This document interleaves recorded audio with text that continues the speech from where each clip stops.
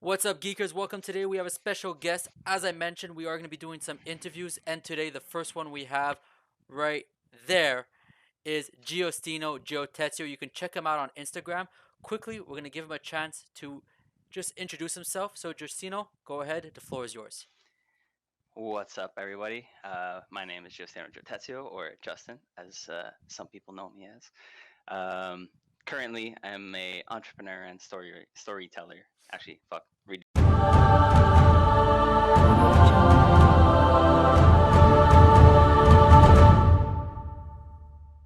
What's up, Geekers, and welcome back. This is our first interview possible. Like I promised, we were going to get them going. We have with us Giostino Giotezio, who just came rising from the depths right here, and we're going to give him a chance to introduce From the dead, himself. bro.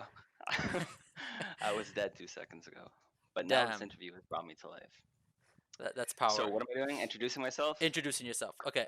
I am Giustino Giotezio, or some people may know me as Justin. That's my day name. I'm an entrepreneur and storyteller. Right now, my current focuses are my content creation, branding business, where I do photography, videography, and content creation, visual arts for other artists and local businesses, which is currently expanding, working on that, and uh, and I also have a boozy ice cream low key business going on as well, just for fun. Yes, well, And apart from that, sorry, go for it. I was actually gonna say just that little boozy business. A few of my viewers know it quite well, as you've been the benevolent sponsor of a few Hell of yeah. my streams. So, guys, now you get to put the face to the genius behind the creation. This Behind the nice cream. behind the nice cream. All right. So we're gonna dive into the interview, guys. So quickly, the goal of today is just to really let people know what it is that brought you into the geek world, the geek fandom, Hmm. what it is about being a geek that really attracts you, and most importantly, because everyone has a different story, what was your first introduction to geekhood? I know mine per se was probably way back when I was about 5 years old, and Dragon Ball was on TV, and they would show that scene in the trailer RV where Bulma's showering and Yamcha just tries to peek in, and like they just glare out the it stuck with me. They glare out the breast, Just and he freaks out, but you don't see anything actually. And that was just the like pretty much my intro all right. to Dragon Ball I and the like that anime. your intro to the geek world was a pervy scene from Dragon Ball. What scene wasn't pervy from Dragon Ball though? That's the problem. True, true. Yeah, yeah. That's a low key etchy anime. It is. But what about you? So, what was your Oh introduction man, to how the how geek far world, back are we going? as far back as you remember? Jeez. Well, No when pressure. when I was still in a carriage, I would actually pretend my hands were dragons, and I would make them like fight each other and shit. So, I guess Nice. I have a reason for doing that even before that, though. Um, I can't say I remember the exact moment I fell in love with geekdom. But I grew up watching all kinds of like sci-fi movies, horror movies, monster movies. I pretty much lived off of Jurassic Park, Godzilla, um, and like Power Rangers. Like all kinds of stuff like that. Yu-Gi-Oh! I was watching all of the animes like every Saturday morning. Yu-Gi-Oh! Um, Beyblade, Pokemon, like all of that. Uh, but I never really kind of continued pursuing like watching more anime. Like pretty much just watched like whatever was on, and I didn't really know about the whole world like behind all of that. And I eventually started learning more about it, and like I'd hear people talking about it and see clips, and I was always hesitant to get into like the anime world. But it wasn't until my friend Miles actually gave me some like recommendations. He gave me like that kick to start watching anime, and he actually told me to watch uh, Claymore, which you see right here, Yeah. unless I'm blocking it. No, Yeah, right it's there. visible right now. Yeah, there you go. Yeah. So Claymore was like the first like like real anime. Like I watched after like all like The non shonen anime. westernized, yeah, the westernized stuff. And yeah, then that's kind of like my anime backstory, I guess. But Nice. I was always like into video games as well. Like Okay. I just fell in love with video games at a really young age, and I was always interested in like the storytelling aspects of them, and like the characters, and I always like I got addicted to almost like every video game I played, just because I always had to like 100% it. I always had to explore the whole game, like every single crevice of the game, just to find like any piece of the story that I may have missed. Very And yeah, nice. and then that stems into like D&D and like all kinds of stuff I'm doing now. Well, you see, that actually is really good because it does actually catch me on a few things that you mentioned. First off, that you really only started into the anime outside of the shonens and the Americanized 4K TV and white Yeah. TV and all that channels that really Americanized it and took away all the art of what actually makes it, which unfortunately is the nudity, the smoking, the drugs, the violence. It's part of the anime culture. Hmm. Um, but what Yeah. it is unfortunately, and you didn't get that in many of them. Just take Unfortunately and yeah, fortunately. fortunately and unfortunately, absolutely. But like, just take even examples of Yu-Gi-Oh, where the Japanese version, when you had the seal of Orichalcos, it was a brutal death where the guy would lose his soul for eternity, and in the Yeah. 4K channel, he just goes into a dark pit, and once everyone's defeated, they all come Yeah. back because Yugi saved That's the that's day. just yeah, that's And just Senpai at its finest. but what really interests me about it is that you're talking about it, and like you said, like the Jurassic Parks, the Godzillas, the Gundams, they seem to have a lot of a more stronger presence in Western society as a whole, compared Hmm. to animes. If you look at it, video games, Yeah, yeah, dinosaurs, and like all these, uh, people seem more able you to connect to that than when they see an anime. They'll relate it more to a cartoon. Personally, when I look at it, I find anime probably the largest section of the geek fandom with the hardest time breaking into uh, North American culture on a oh, okay, global, I see. like standardized scale. Like, it's there. You can see it at the Otakuthons and the Comic Cons and all these cons. But on a global scale, it's still not accepted. Like, I remember when I was still In some 16 ways, yeah. watching anime, and like my dad would be like, "Oh, what are you doing? You're 16. Why are you still watching a cartoon?" Not understanding. Bro, my But my dad said the same shit. but My right? dad used to make fun of me because I'd watch Yu-Gi-Oh, or like I'd watch an anime at like whatever 15, 16, or 14, and he would always make fun of their noses because in Yu-Gi-Oh, like they have like the super like pointy noses there. Exactly. And when So it's he sideways, he'd always make fun of their noses, and then he'd like grill me for like watching like a kid's show. but at the same time, he's he's like, wait, a few years or like whatever, you're gonna grow out of this soon. And here I am no, with my anime list of over and and 350 animes and we're watched. definitely gonna want to at least get five of your top anime recommendations later. Not right away Yeah. though, but we're definitely gonna want those. But it's crazy because you look at even D&D now. It had such a big hit, and then it dipped away in the 90s and the early 2000s up to the Yeah. 2010s. Like, it was unheard of. Like, I knew about it, but even me as a geek, I was like, I'm not gonna play D&D. That's like way Yeah. too like That out. was like too geeky, Exactly. for a long time. Like And D&D has such a crazy history too. I love it. it is insane. Just from when parents thought it was demon summoning for your Yeah, children, it was which Satanism practice. which, I mean, yeah, I believe it. If you see your kid yelling Dude, Beelzebub's they name in the basement, you might be yeah, worried. But they would host like village wide like book burnings, like town wide book oh man, burnings where like they would raid like all of their like all the kids' houses, and like or all like the houses in the neighborhood, look for D&D books and like burn them in a big bonfire in like the middle of the town. yeah. And they'd be like, that'll teach you But Satan. you see now, like, look at D&D now, and just thanks to certain channels, certain even celebrities that started saying, "Oh, I've played it and I've played it." It's picked up a lot more traction, as in, like, even people that aren't into the geek fandom, if you tell them you play D&D, it's not something out of the ordinary for them. But you Mm. tell them you're watching anime, they're still gonna find that weird. And I have friends that used to not laugh at me, but be like, "Oh, you watch anime," and they like kind of like mock it.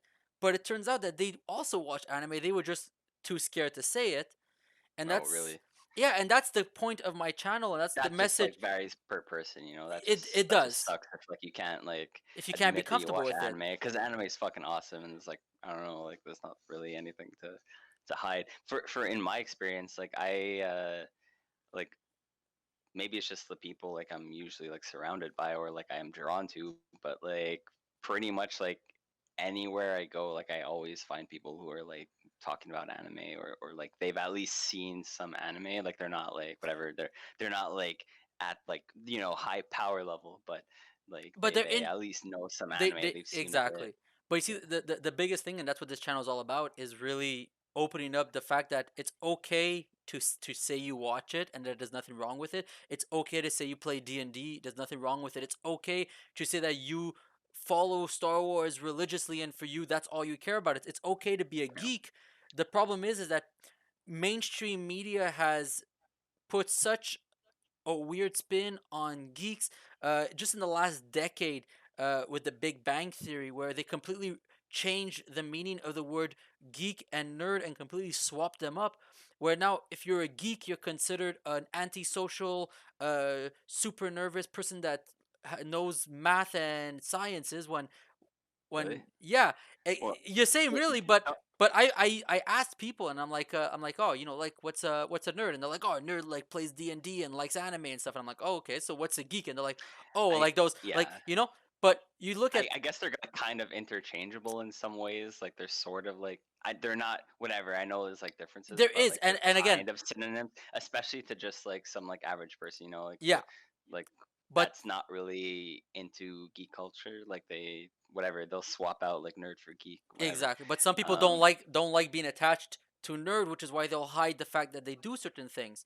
But they have to understand yeah, that it doesn't matter if someone labels you a nerd or a geek. Me personally, I'm not happy about the culture change that the Big Bang Theory caused.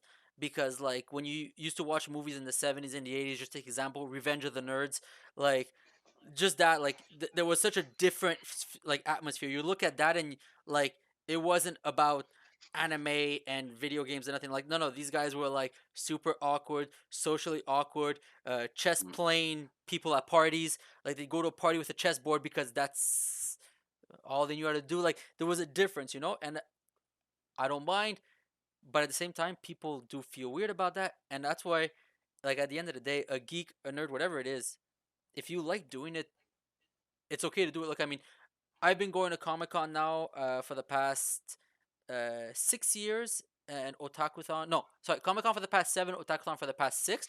I believe you've been doing it actually longer than that. Um, uh, correct. I think I started going in 2014 or 13. There you So go. So you're coming up on 12 years now, 13 years. Mine is this no, year. no, 13 years. No, like 6, 7 Sorry, years. 7 years, 8 years. Yeah, my bad. Why? Yeah. What was I calculating? I was going. You said 2014, and I was like, oh, when you were 14. I'm like, yeah, you're. No, no, I'm like, yeah. Good math right bro. there. I wish I was going to Otakuthon since I was 14. That Yeah, would have changed my life. Like it's a big I don't regret of know, mine. like how drastically, but It, it, that would have been fun it, because Attack-a-thon is like my favorite time of the year. It's like, yeah, it's so it amazing. is. It I is. love it. Yeah, It's a better it's like atmosphere my than Comic people. Con.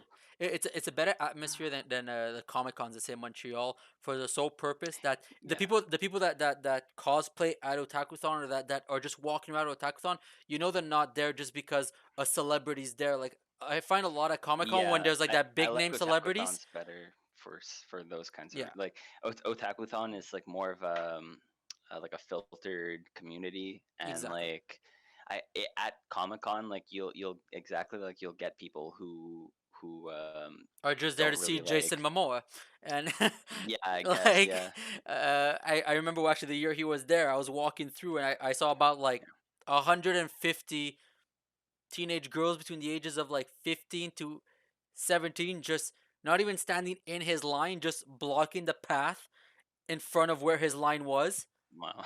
and like none of them were dressed up in cosplay. None of them had like anything that showed they bought something. They were just staring at Jason Momoa, and Yeah. I'm like, I mean, whatever. Like that's like chill if they want to go see Jason great, Momoa. but that's Like why the Otakuthon feel behind it is so much better because you don't have that thing like it it just it's less like watered down, I guess. Like exactly. It's people that are Comic proud of Con, who like they are.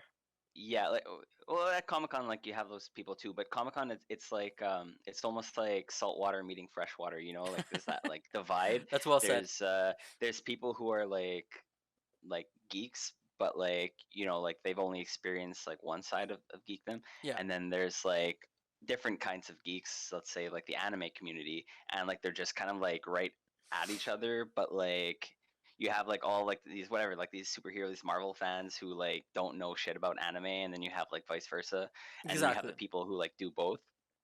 Yeah, Whereas yeah, the guilty. Otakuthon, it's pretty much everyone is like everyone is like a weeb there or like getting into it at Yeah, least. and to be honest, like weep them, geek them. It's great. Like I said, that's kind of why I wanted to really start this geeker revolution, the geeking comfortably revolution. Hmm. It's just a showcase that if you're comfortable in your own skin, you can be whoever you want. You can do whatever you want, and if you're comfortable mentally with what you like, and you're not scared of showing it to the world, and you are gonna get that negative feedback and those people that aren't gonna understand it. But at the end of the day, if you're happy, it doesn't matter. Honestly though, yeah, that And like those people are a straight waste of time. Like if you can't like just whatever like accept someone like and something they like, that's like you're like a waste of time.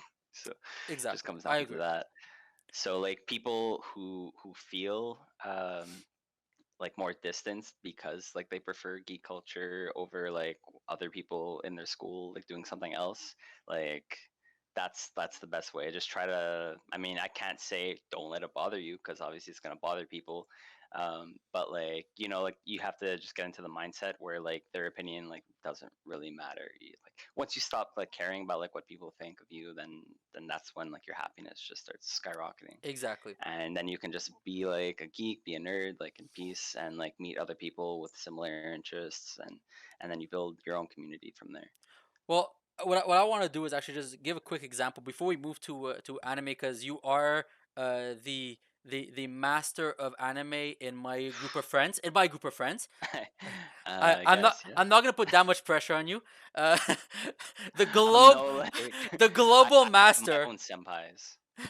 I have a few senpais, you being one of them, a few others that are huge YouTube stars that won't even give me the day of light. Uh, YouTube stars. Yeah. YouTube stars, yeah, there's a few. I won't name drop because I want them to reach out to me if they get a name drop.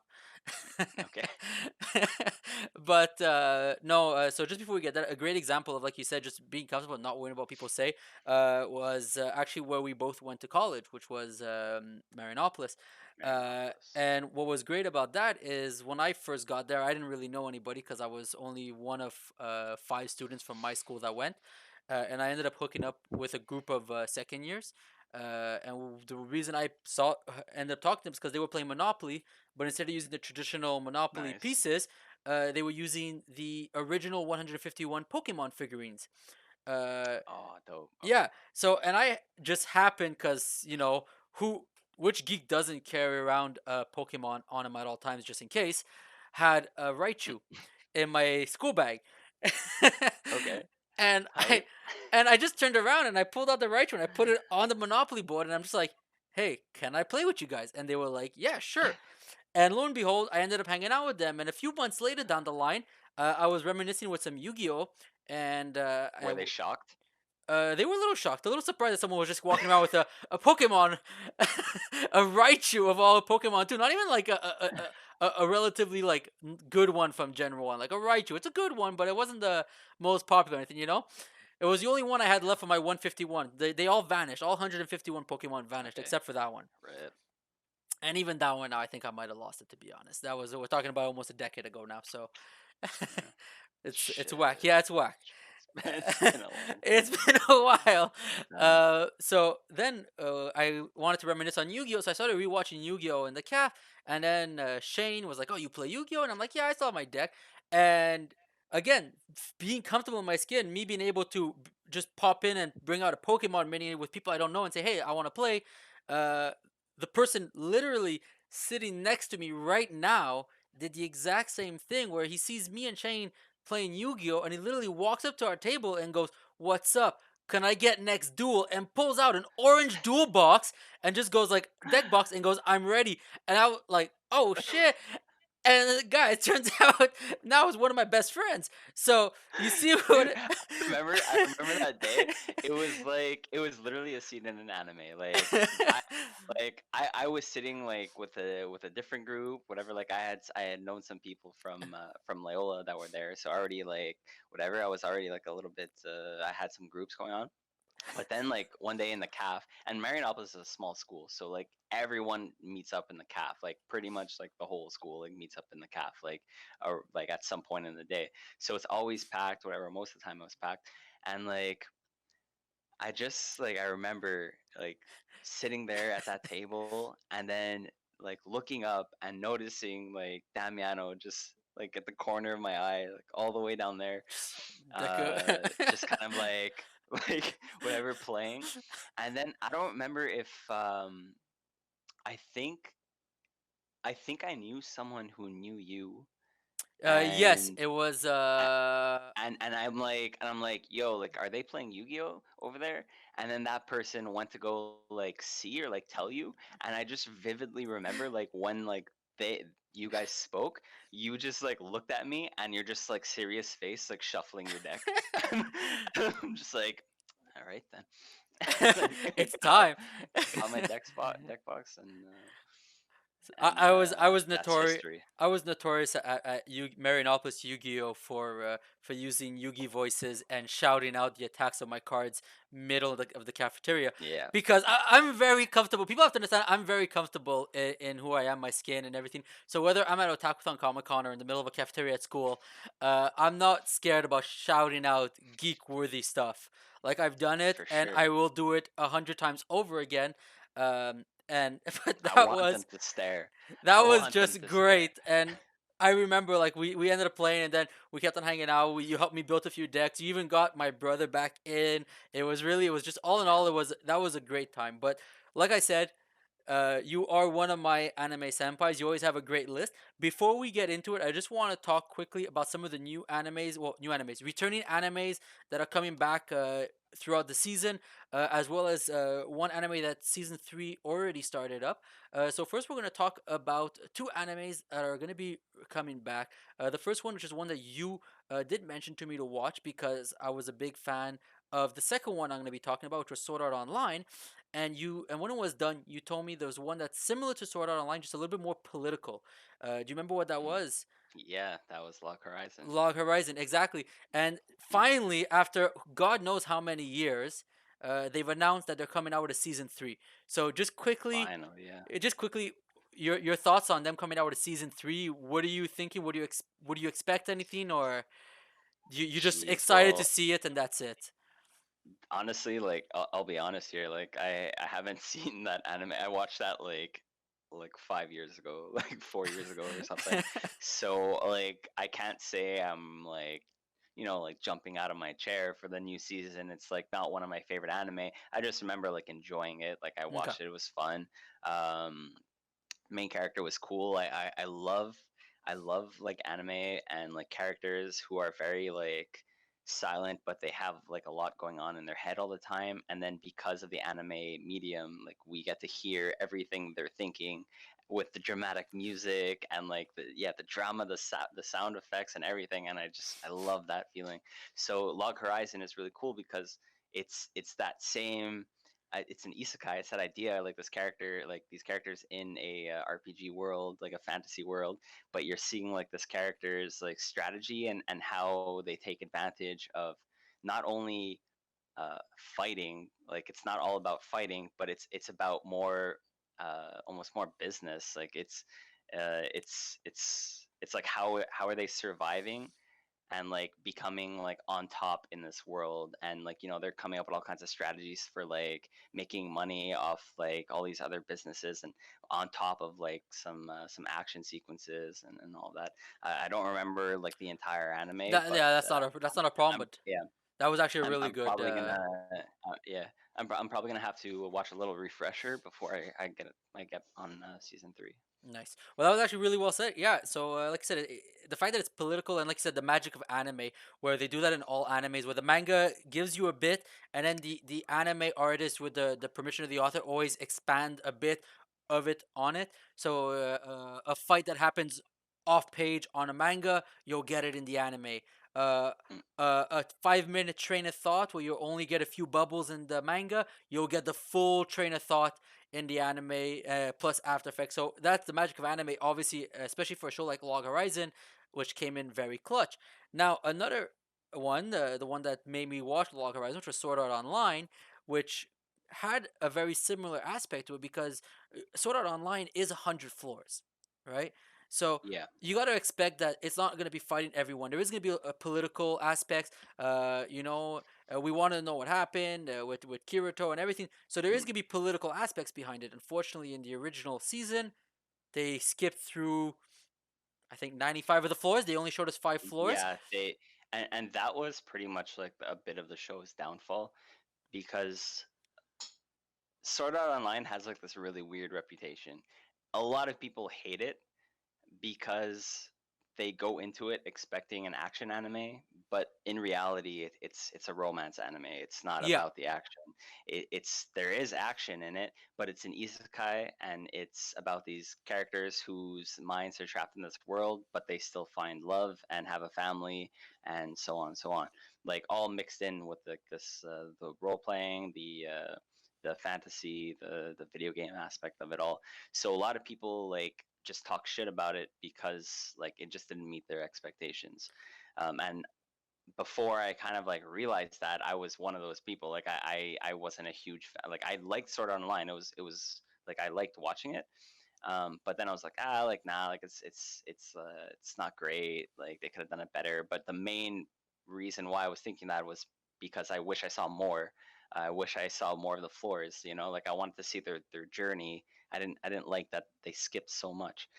yeah. But now thinking back on it, it's a great anime. Like I like if you're going to watch it for romance, like it's a fantastic anime, and Yeah. Well, that's good one. feels, and now they're just expanding it a bit too much, I find. But Yeah, well, that's it. Now, with like I always said, the first half of season one, where they're in Aincrad, was really good. Even for me, I was always a big fan of it. I never had that feeling of hate. I enjoyed the story. There was a few things where I was like, oh, like Asuna, like they because they skipped so many floors. You see her start as like a good fighter, but not a great fighter, but still able to beat the level one boss with Kirito, no problem. To being the leader of her group, or second in command of her group, yeah. to being the damsel in distress at the end, and at the same time, Hmm.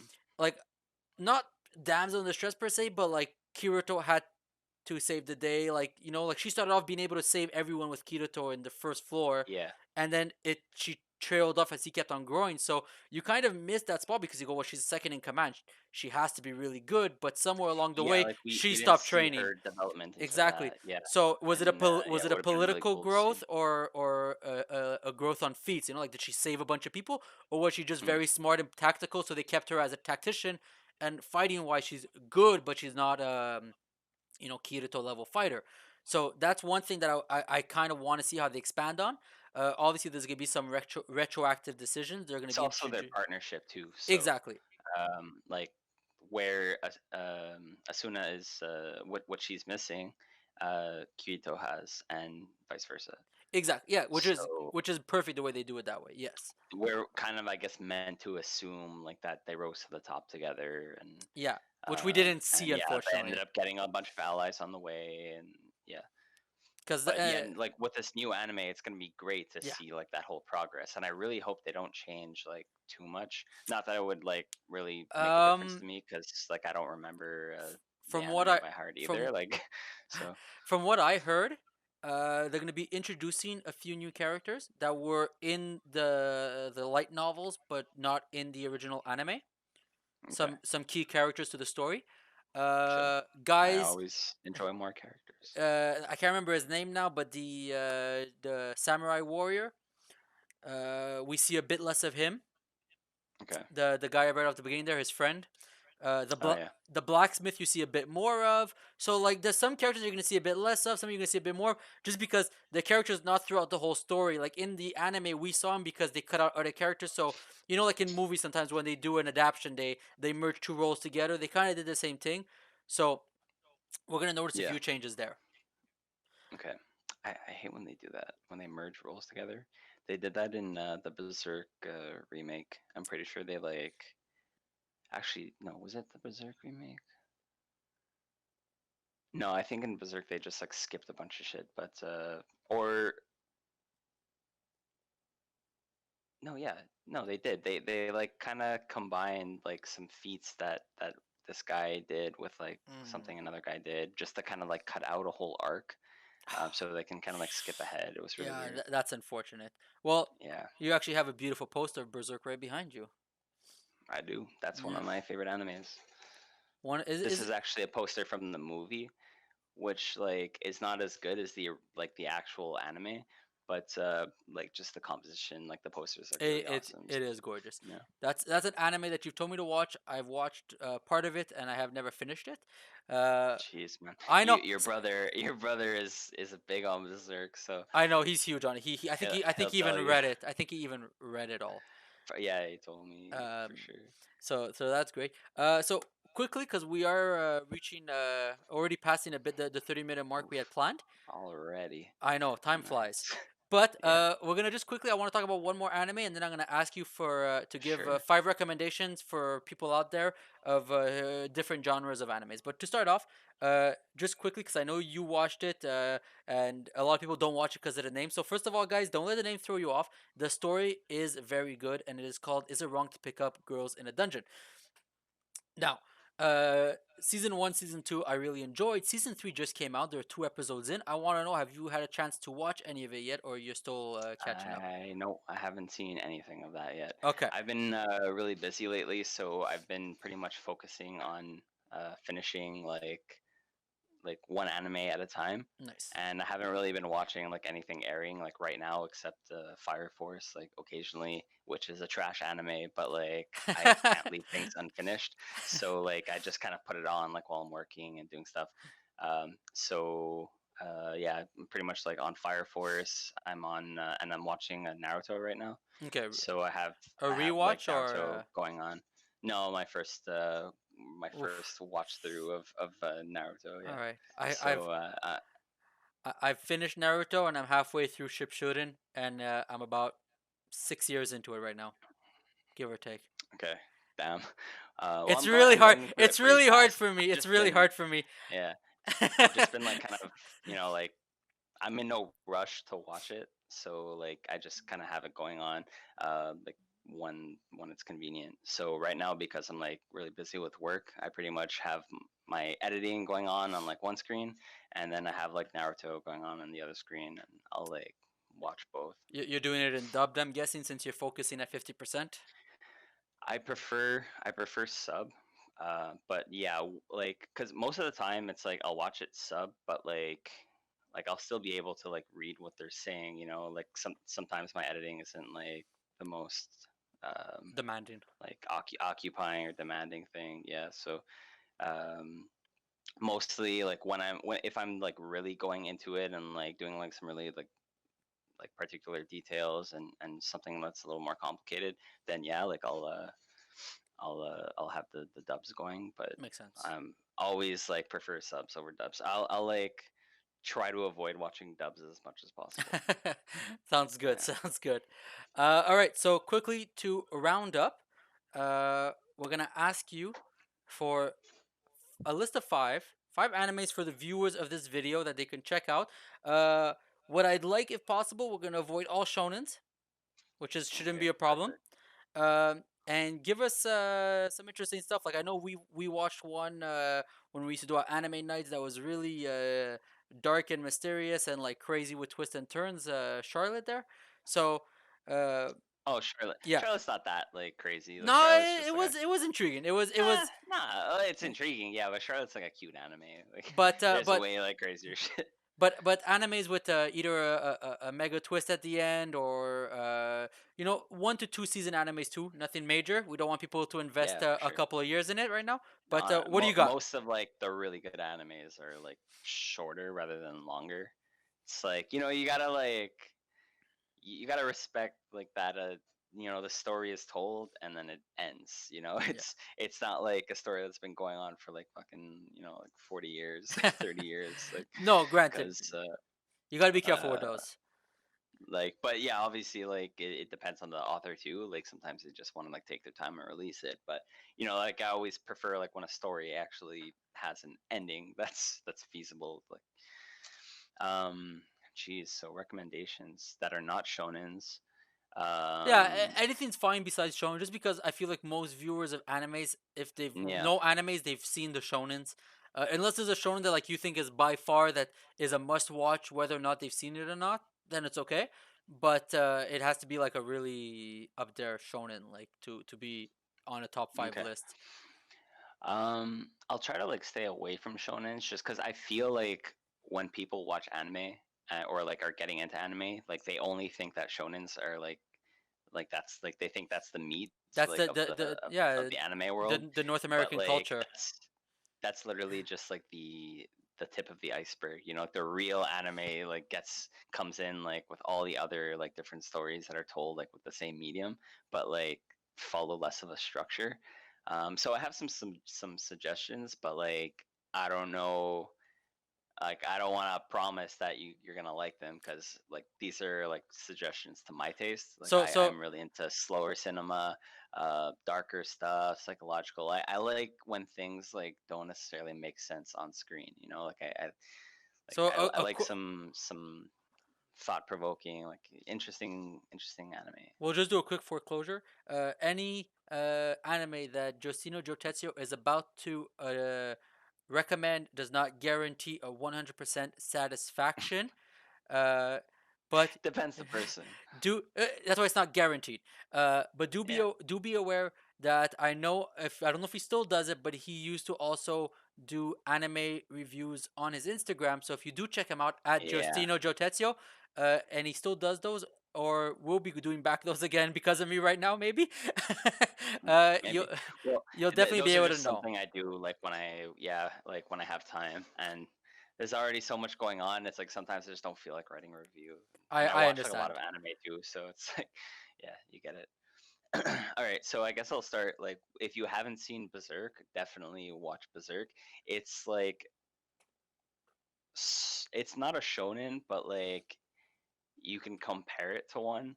But like it'll be the damn darkest, like really best written shonen, if you were to watch one. So Berserk is fantastic. Make sure you watch 19 the original one. So the Berserk, I believe it's 1998 or 97. So that one is fantastic. And you can really appreciate the art too. So the art in that is really cool. It's got like that gritty like '90s anime like look Nice. too, like low budgety. I love it. It adds like to the rawness of it. And then be prepared to be really disappointed by the remake on Netflix. So you can pretty much just not watch that, or just like read the manga like right after you watch the original anime. Uh, we got. Could I say movies too? Absolutely, yeah. Yeah. Any anime, as Okay. long as it's an anime feature. Okay, so Ghost in the Shell. If you haven't seen the Ghost in the Shell anime, the film is that is like a must watch, Yeah, and not the I 2018 live even action. like no, not the live action, like the actual anime film. Yeah.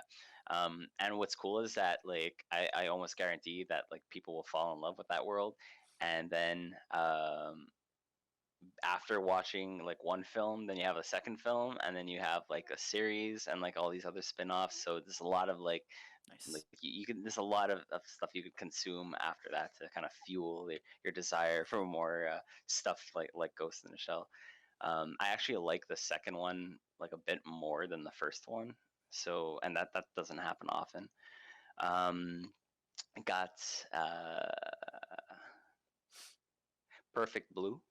Perfect Blue is a fantastic psychological drama Okay. um, that follows the idea of it's also in the 90s, but it follows the idea of being an idol and the avatar like that you have to um, like kind of depict yourself as for the rest of the world to see, and then that person struggle um, with their avatar and their actual self.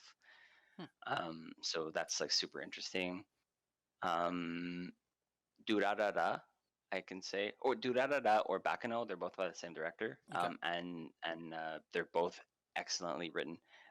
I'm so jealous of the director and just like the storytelling team on like how they put that that story together because it's so fantastic, and there's stuff that happens in like season one that connects to like something in like season four, and there's stuff that'll um like the story is all like rearranged, and then like you kind of just parts of it are unraveled like bit by bit, and you're introduced to all these interesting characters, and it's just a really well written entertaining show. So Very nice. that one's kind of shonen-y, but like it also has like like a really like interesting aspect to it. So yeah, Durara and Bakano. So either of those. I would start with Bakano. Bakano is super cool, like 1930s, like New York. Follows Not these, bad. yeah, follows these like 1930s New York gangsters with like powers, and also like really interesting, well-written characters. How many did I even say? I don't. You're at four What right else? now. These are not like some of them are my favorites, but like I'm also trying to like be a little more, I don't know, try to give a bit more variety here. Um there's Yu Yu Hakusho is a shonen, but like I feel it's important to mention that Yu Yu Hakusho is like um it's like a grandfather to a lot of like modern anime and even Okay. like some anime like in the 90s. So it practically like popularized the tournament arc.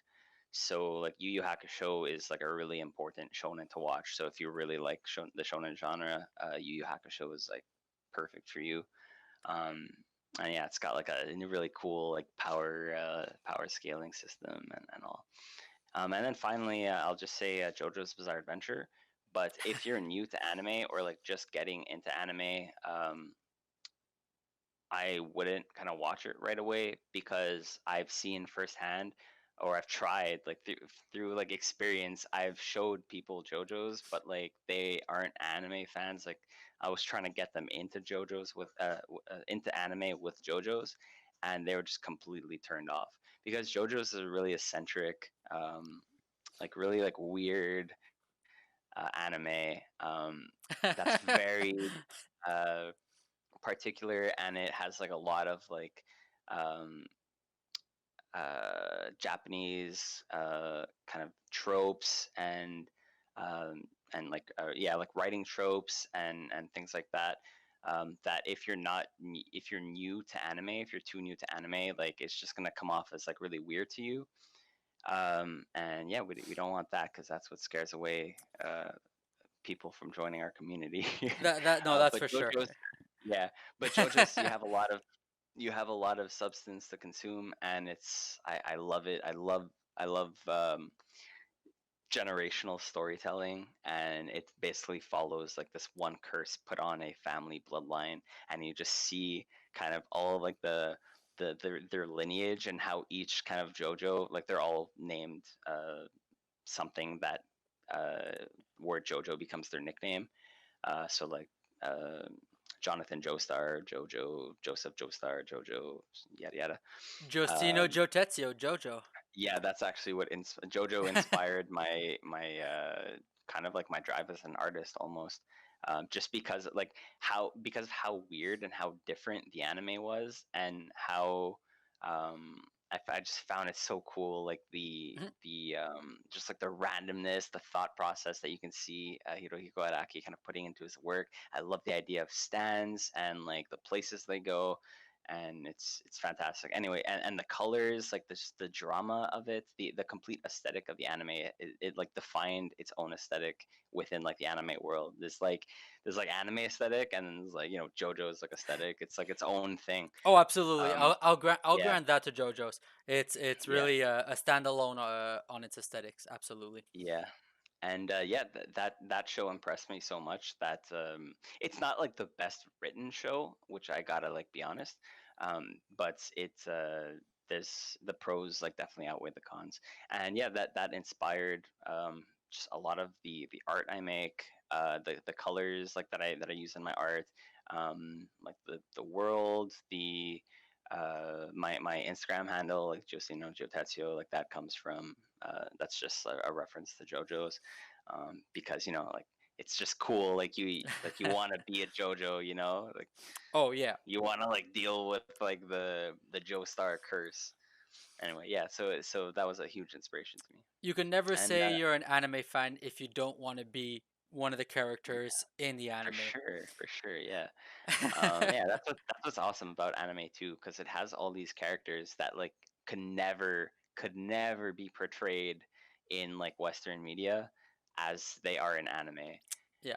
And you can see like perfect prime example of that is like you watch how like the West kind of makes like live actions, like westernized like live actions of like animes, And it and doesn't come through. they just like they're sure like maybe like they could be good to someone who hasn't seen the anime and like is not really familiar with it, but like um for the most part like they just can't capture like that same Oh, aesthetic, that same culture and vibe. And yeah, like that's why anime is so important to geek culture, because it gives you so many outlets and so many types of characters that you can like choose to relate with, and that's yeah, what it's it like an is, right? endless sea of possibilities, so it's super cool. There's so many Yeah, characters that it's impossible not to find a character that you don't relate yourself yeah, to. yeah, there's an anime for everyone, and like and for sure even there's an anime for everyone. like you said about the live actions, it's hard, but here's the fingers crossed. uh for those that don't know, I am a big One Piece fan. uh Oda is the creative director and one of the lead producers on the live action One Piece, and they're not making a movie, but they're doing a One Piece live action show.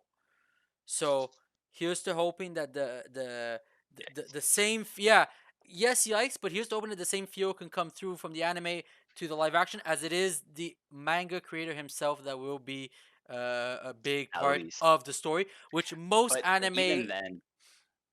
even then, like even if it's the same director, there's just the fact that we're watching humans and not Exactly, yeah, not the characters you like know. cartoons anymore, like It that changes.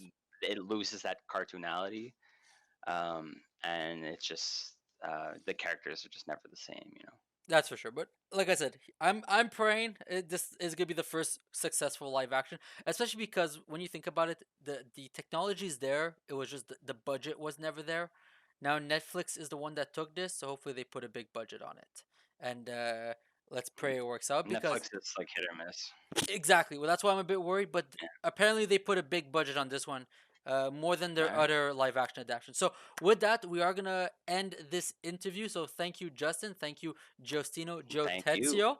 I'll give you a final word before we close off. So, if there's anything you'd like to say. I feel like I've been blabbing on so long. So, just remember,